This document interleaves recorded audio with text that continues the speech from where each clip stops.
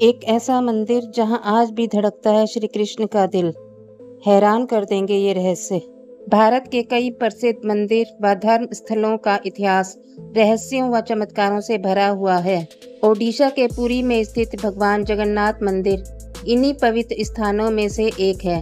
जगन्नाथ मंदिर का इतिहास अपने आप में हैरान कर देने वाला है।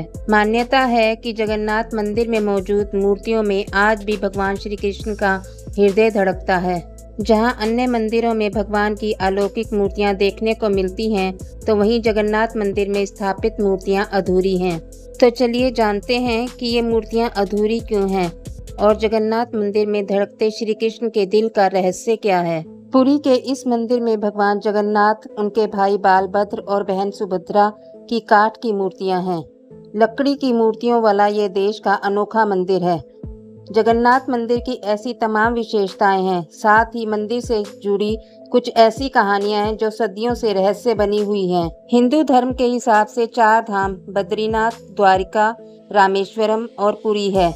मान्यता है कि भगवान विष्णु जब चारों धाम पर बसे तो सबसे पहले बद्रीनाथ गए और वहां स्नान किया। इसके बाद वो गुजरात के द्वारिका गए और वहां कपड़े बदले। द्वारिका के बाद ओडिशा के पुरी में उन्होंने भोजन किया और अंत में तमिलनाडु के रामेश्वरम में विश्राम किया। पुरी में भगवान श्री जगन्नाथ का मंदिर है। जगन्नाथपुरी को सबसे पवित्र धाम में से एक माना जाता है। कहा जाता है कि पुरी वह स्थान है जहां भगवान श्री कृष्ण का दिल धड़कता है। इसके पीछे कई सारी पौराणिक कथाएं भी प्रचलित हैं। यह धाम भगवान विष्णु के एक रूप जगन्नाथ प्रभु को समर्पित है। उनके साथ इस स्थान पर उनके भाई बहन सुभद्रा और बलराम भी वास करते हैं। ऐसी मान्यता है कि इस दिव्य स्थान पर भक्तों की सभी इच्छाएं पूर्ण होती हैं। धार्मिक मान्यताओं और पौराणिक कथाओं के अनुसार जगन्नाथ धाम में आज भी भगवान श्री कृष्ण का दिल धड़कता है। ऐसा माना जाता है कि जब मुरलीधर ने अपने शरीर का त्याग किया था, तब पांडवों द्वारा उनका दाह संस्कार किया गया।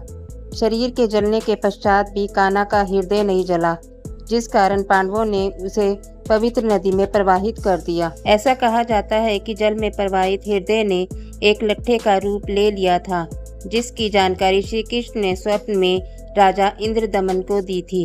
इसके बाद राजा ने लट्ठे से भगवान जगन्नाथ, बलभद्र और सुभद्रा जी की मूर्ति को बनाने का निर्माण कार्य विश्वकर्मा जी को सौंपा था। विश्वकर्मा जी ने एक शर्त रखी थी कि जहां वे मूर्तियों का निर्माण कार्य करेंगे, वहां कोई भी नहीं आएगा।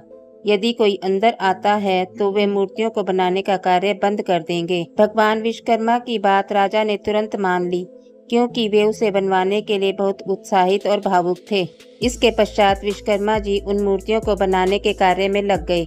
वहीं उनके इस दिव्य कार्य की आवाज दस्तक के बाहर तक आती, जिसे राजा रोजाना सुनकर संतुष्ट हो जाते थे।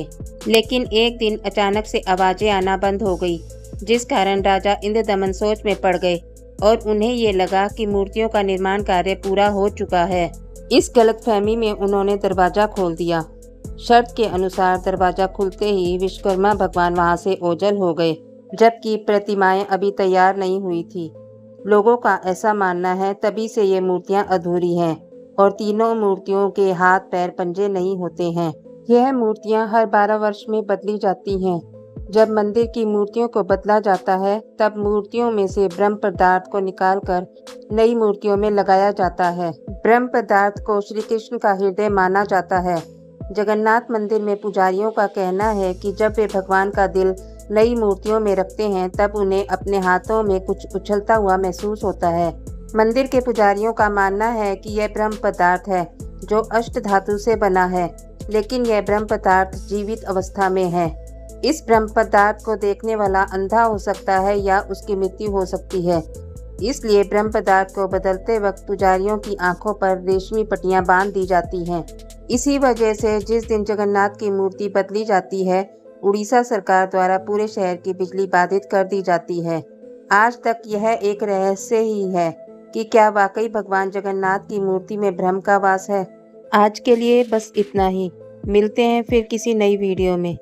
पर जाने से पहले हमारे चैनल को सब्सक्राइब करना मत भूलना।